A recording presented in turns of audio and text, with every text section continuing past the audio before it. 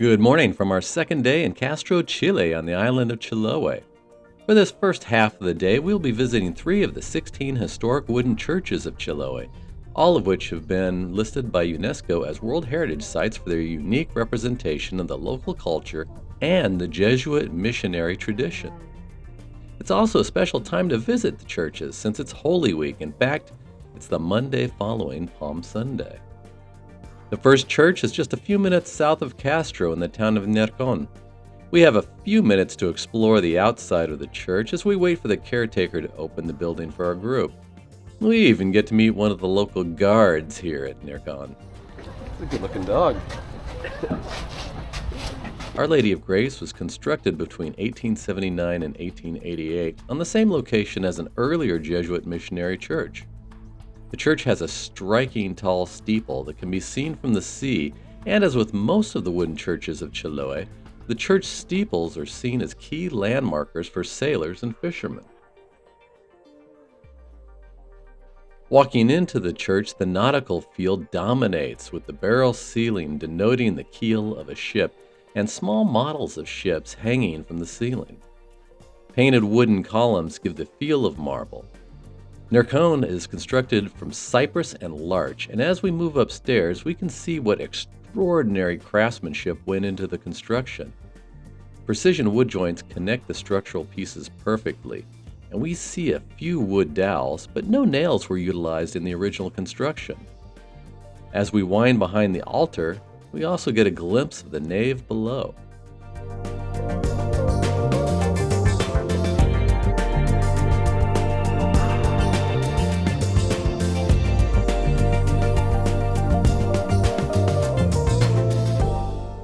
Within the sanctuary, we find a wooden sculpture of Christ draped in purple for this Holy Week.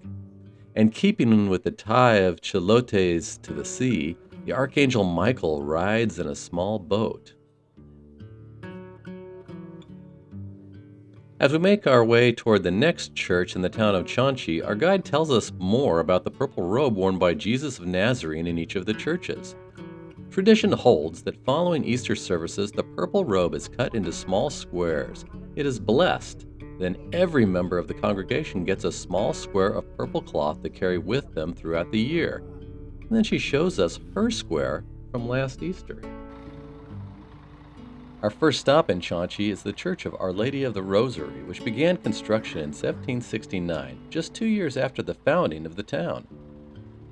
With a barrel ceiling evoking the starry skies and detailed woodwork of the ceiling arches, the atmosphere evokes a reverence for nature and the holy. We find the purple-robed Jesus just to the side of the entrance, waiting to bless the Easter week faithful. The church sits on the high ground of the Ciudad de los Tres Pisos, or City on 3 Levels, with the church and town square on the high ground and the port being Piso Uno on the waterfront.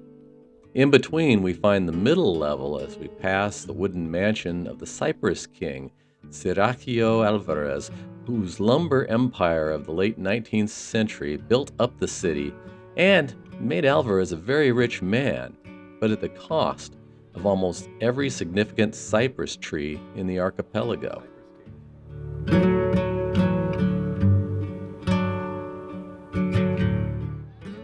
The wood craftsmanship of Chonchi pervades on almost every house and storefront as we wander lower into the town with beautiful wooden shingles, bright colors, and even the produce market seems as much art as it is a source of food and commerce.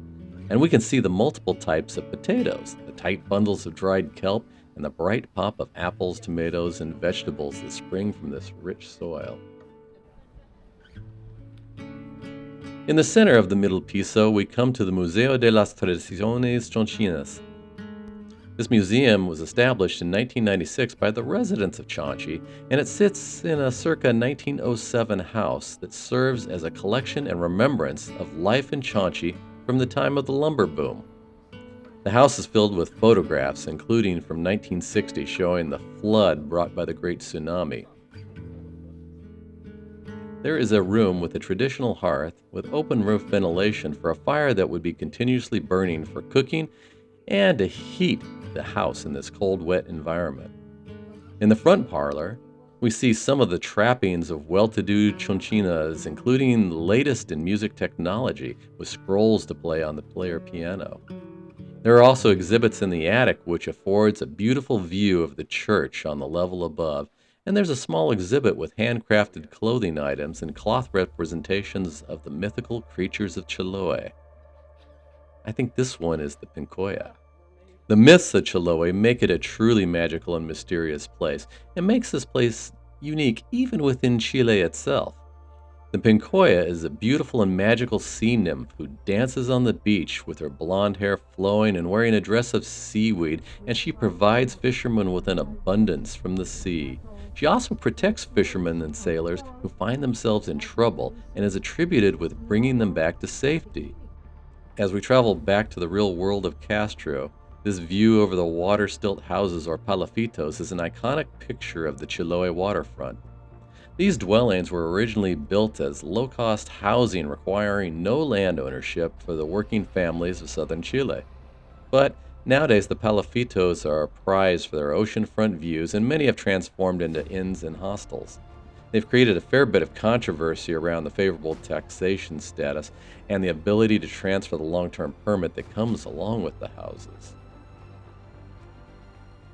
Our final stop is in the center of Castro, in the grand wooden church of San Francisco.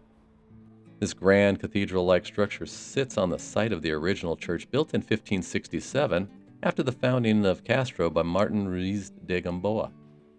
As often happens with wooden structures, there have been at least 3 previous churches that burned over the centuries, and the existing structure we see was constructed between 1910 and 1912. The scale of the craftsmanship of this house of worship is awe-inspiring, with the twin spires reaching nearly 140 feet high, and the dome above the transept reaching over 100 feet above the main altar.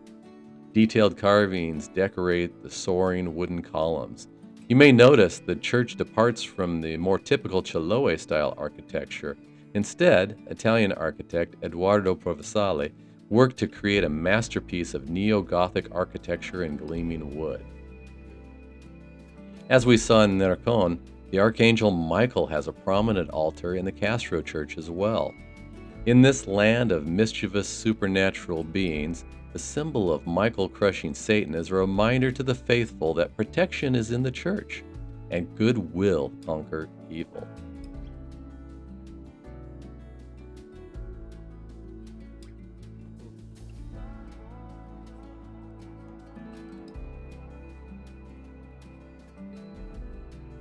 In the Castro Plaza de Armas, we see, is that Pincoya dancing in the fountain?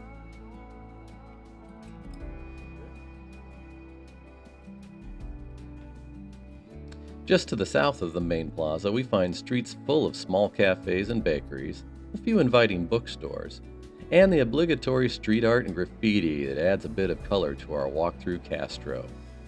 This is the quiet side of town for sure.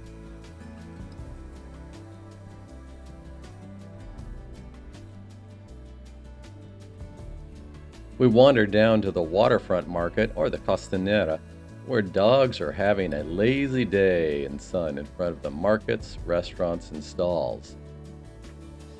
There's a small, term used loosely, artisan market here, but to be honest, the bulk of the clothing and goods being sold don't have the quality and feel of items made here in Chile, so beware. And even the restrooms down here come with a toll. You'll also find some restaurants with the plasticized English menus that are tourist ready. But if you look past all that, the waterfront is peaceful and the views are beautiful. Nice.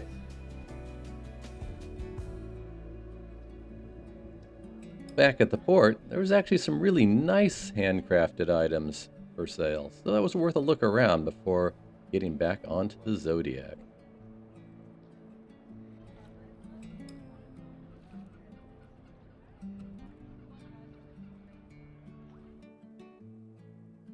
After a brief stop back at the ship and a little espresso and ice cream, I forgo the gym and instead head back to Castro for one more look around, this time heading north along the waterfront, where I think we can find more of the Palafitos. Let's hit the road. One of the first things we find is La Plazuela del Tren. Here's what's left of the Chiloé Railway, which was a narrow-gauge line connecting Ancud to Castro and operated from 1912 to 1960. Yeah, 1960. The railway's demise was another casualty of the 9.5 magnitude quake and tsunami.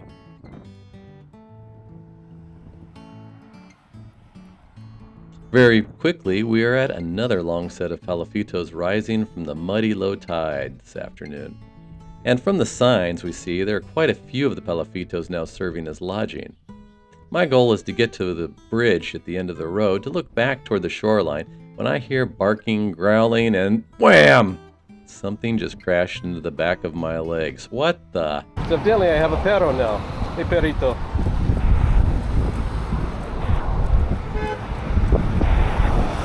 Caminas.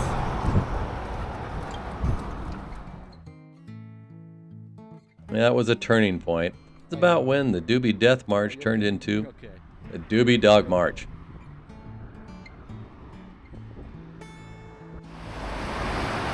This is the northern Palafitos.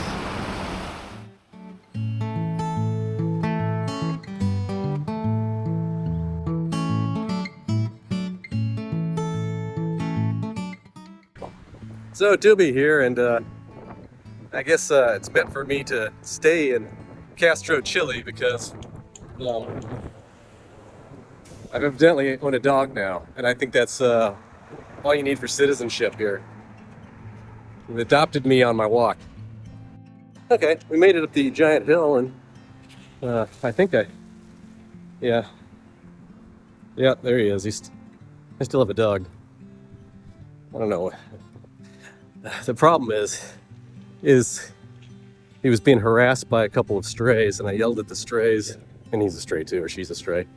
And so now I guess I'm a protection racket. I don't think I'm getting anything in it, but maybe a rabies shot. Well, I had a good walking partner up into town, but as soon as my new friend spotted a group of girls walking into a bodega, yeah, some loyalty. Overall, good afternoon walk as Castro was buzzing a bit as people left work and school. There's just enough time to see a little street art before heading back to the pursuit, where we would meet with not so happy news about our scheduled stop in Port Montt tomorrow. The vicious winds and waves in the southeastern Pacific had closed our port of debarkation in San Antonio due to swell and would not reopen until the day after the ship was set to head out on the next itinerary. Well, that's not good news. In addition, the conditions would slow our progress to the north, so this evening we will chart a course directly to Valparaiso, which luckily has dock space for us. But we're not visiting the lakes and volcanoes as planned. These things happen on expedition. And with a few more hours in the fjords, we'll have a little sushi in the club and a wonderful dinner down in the restaurant.